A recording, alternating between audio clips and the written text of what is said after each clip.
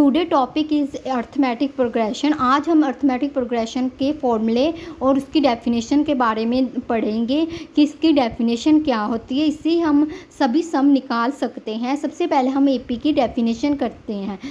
इसको शुरू करने से पहले यदि आपने मेरा चैनल सब्सक्राइब नहीं किया तो सब्सक्राइब करें, लाइक करें एंड शेयर करें। अब हम एपी की डेफिनेशन करते हैं। It is a sequence of number such that difference is constant. AP वो होती है जिसका सीक्वेंस ऑफ नंबर जो होता है सच दैट उसका डिफरेंस ना कांस्टेंट होता है, मीन्स सेम होगा उसका डिफरेंस। मीन्स इसका जो डिफरेंस होता है वो बिल्कुल सेम होता है। मैं इसको आपको एग्जांपल के तौर पे समझाऊंगी। सबसे पहले हम सीक्वेंस देख लेते हैं। सीक्वेंस को क्या होती है? सीक्वेंस होती है कि it is a such of number arrange in A definite order. जो नंबर होते हैं वो डिफिनाइट ऑर्डर में होते हैं, उसे सीक्वेंस कहते हैं। जो एग्जांपल ले लेते हैं एपी के एग्जांपल। मान लीजिए एग्जांपल है 1 2 3 4 5 6 7 8 सो ऑन टू 100। यदि हमें पीछे का नंबर दिया हो तो वो फाइनाइट ऑर्डर है, यदि पीछे का नंबर ना दिया हो तो डिफिनाइट ऑर्डर है। मींस ये डिफिनाइट एपी है, ये फाइनाइट एपी है। एपी का डिफरेंस, एपी की डेफिनेशन होती है कि it is a sequence of number such that the difference is constant.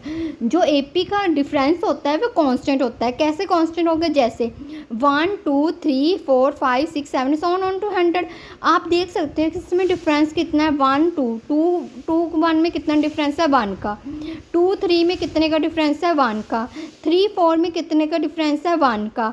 4 5 में कितने का डिफरेंस है? 1 का। 5 6 में कितने का डिफरेंस है? 1 का।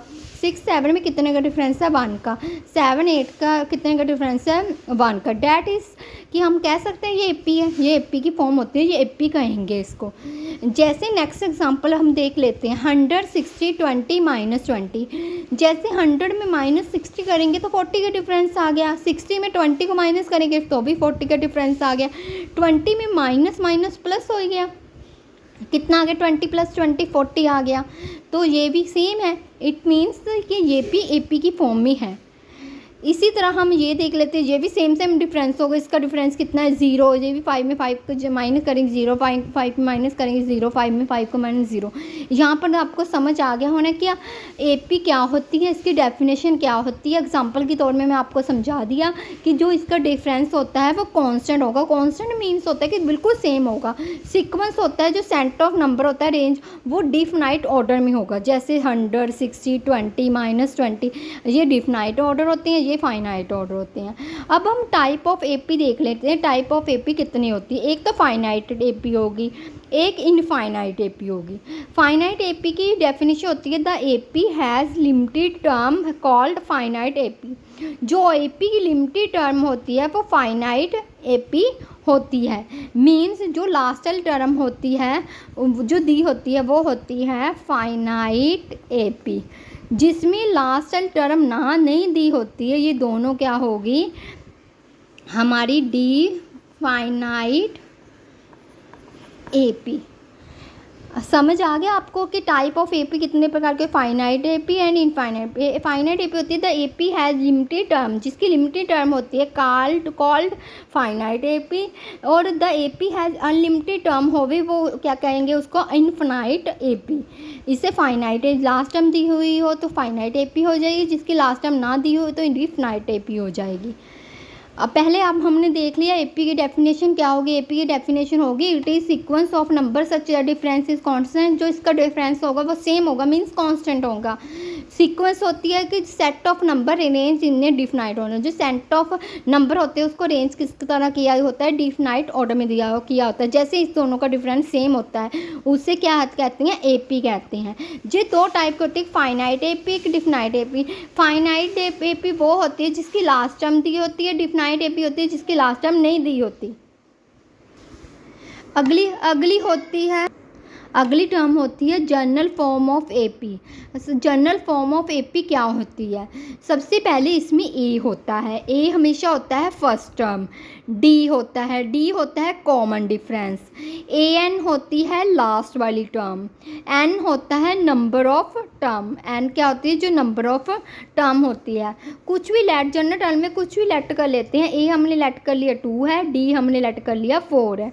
सबसे पहले इसकी इनफाइनाइट फॉर्म एपी क्या होती है? इनफाइनाइट एपी होती है, सबसे फर्स्ट वाली टर्म होती है ए, सेकेंड वाली टर्म होती है ए प्लस डी, थर्ड वाली टर्म होती है ए प्लस 2d, फोर्थ वाली टर्म होती है ए प्लस 3d, 5 निकालते हैं ए प्लस 4d, ए प्लस 5d। जब हमें ए और डी दिया हो, हमने ए पी निकालनी हो, तो हम कैसे निकालेंगे? तो उसका फॉर्मूला ये होता है ए का फॉर्मूला होता है ए2 का फॉर्मूला होता है ए प्लस डी, ए3 का फॉर्मूला है ए प्लस 2d, ए4 का फॉर्मूला होता है ए प्लस 3d, ए5 का फॉर्मूला होता है ए प्लस 4d एंड ए6 का फॉर्मूला होता है ए प्लस 5d। ये इन्फिनाइट एपी होती है क्योंकि इसमें लास्ट टर्म नहीं दी होती।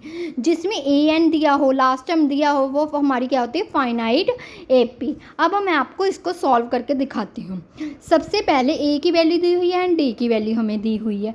सबसे पहले हमने A1 निकालना है। A1 का फॉर्मूला होता है ए हमारी कितनी है? 2। ए का क्या आंसर आ गया? 2। अब A2 हम निकाल लेंगे। A2 का फॉर्मूला होता है ए प्लस डी। ए हमारा कितना है? 2, डी हमारी कितनी है? 4। कितना आ गया हमारा? 6। हमारा 6 आ गया। और इसी तरह हम A3 निकालेंगे। A3 का फॉर्मूला होता है ए प्लस 2d। ए कितना है हमारा? 2 एंड डी हमारा कितना दिया हुआ है? 4। कितना आ गया? 2 प्लस 2 4 8। कितना आ गया? 10 आ गया। अब इसी तरह हम A4 निकाल लेंगे। ए प्लस 3d। ए कितना है? 2, डी कितना है? 4। कितना आ गया? 2 प्लस 3 4 कितना आ गया? 12। कितना आ गया? 14। इसी तरह हम A5 को निकाल लेंगे। A5 कितना आ गया? ए प्लस 4d। ए कितना हमारा? 2 एंड 4, डी हमारा कितना है? आ गया 4 है। कितना आ गया? 2 प्लस 16। कितना आ गया? 16 प्लस 2 18। इस तरह हमें एपी पूरी फाइंड हो गई। यदि हमें कोई ए एंड डी दिया हो और अब हमें अब इसने जनरल टर्म पूछी हो, तो हम इस फॉर्मूले से निकाल लेंगे A2 A3 A4 A5। इससे हमें पता चल गया कि हमारी एपी क्या बनेगी, किस फॉर्म में होगी? 2 6 10 14 18 सो ऑन टू ये चलती रहेगी। इसी तरह हम इस सम निकाल लेंगे जब हमें ए दिया हो, डी दिया हो, लास्ट टर्म दी हो, एन होता है नंबर ऑफ टर्म। तो हम एपी इस तरह फॉर्मूले से पुट करके हम एपी की फॉर्म निकाल सकते हैं। नेक्स्ट हम देखते हैं कि एपी का फॉर्मूला क्या होता है। Find the number of term, find the last term. इसमें find the number of term, find the last term. AP का फॉर्मूला होता है ए एन हमने पीछे वाली वीडियो में किया, पीछे वाले सम में किया था। ए एन होता है हमारी लास्ट टर्म और ए एन हमारा ए plus N minus 1d। A N का फॉर्मूला हमारा होता है A plus N minus 1d। हमने ए पी लेट कर ली। ए पी हमारी होगी 5 8 11 14 17 20 एंड लास्ट वाली टर्म हमारी क्या होती है? ए 12। जो लास्ट वाली टर्म हमारी दी होती है फाइनाइट होती है, ए पी होती है। ये लास्ट वाली टर्म का जो दिया हुआ है यहाँ पर 12 दिया हुआ है, ये एन होता है हमारा, ये एन होता है। अब हम इस फॉर्मूले में पुट एपी का हमारा फॉर्मूला हमेशा ये होता है A N equal to A plus N minus 1d। यदि sum of first N term of AP होगी, सम इसका क्या फॉर्मूला होता है? सम का n/2 2a plus N minus 1d। अब मैं आपको ये इस फॉर्मूले में पुट करके दिखाती हूँ किस तरह इसको सॉल्व करना होता है।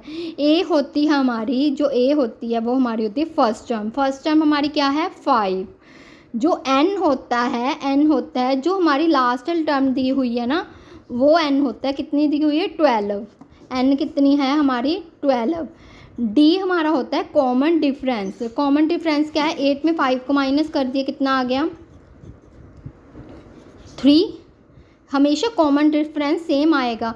यदि अब हम 11 में 8 माइनस करेंगे कितना आ जाएगा 3, 40 में 11 माइनस करेंगे कितना आ जाएगा 3, 70 में 40 माइनस करेंगे कितना आ जाएगा 3, 20 में 70 माइनस करेंगे कितना आ जाएगा 3।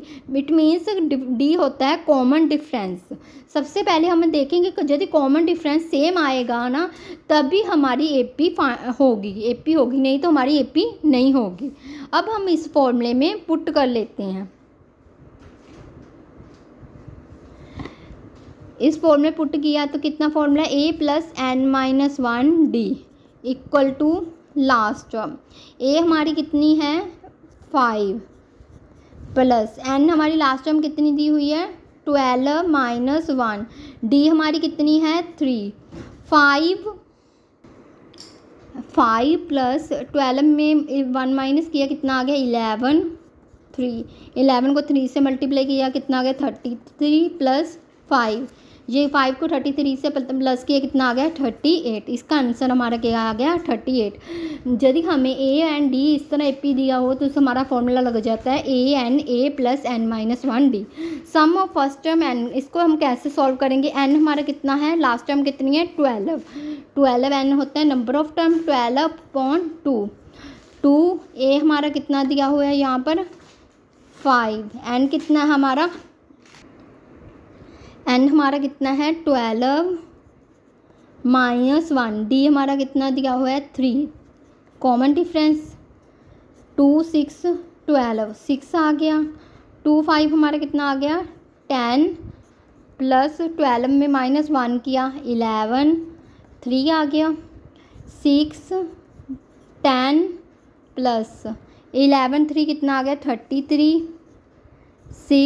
33 में 10 को प्लस करेंगे कितना आ गया 43 को 6 के साथ हम मल्टीप्लाई करेंगे कितना आ गया 3, 43 को 6 के साथ मल्टीप्लाई करेंगे कितना आ गया 6 3 18 माइनस 6 4 24 25 कितना क्या आ गया 258। इसी तरह मैं आपको एपी के फुल चैप्टर के फॉर्मूले समझा दिए। इसकी नेक्स्ट वीडियोस में हम 5.1 करेंगे। वीडियो अच्छी लगी हो तो लाइक करें, शेयर करें एंड सब्सक्राइब करें। Thank you.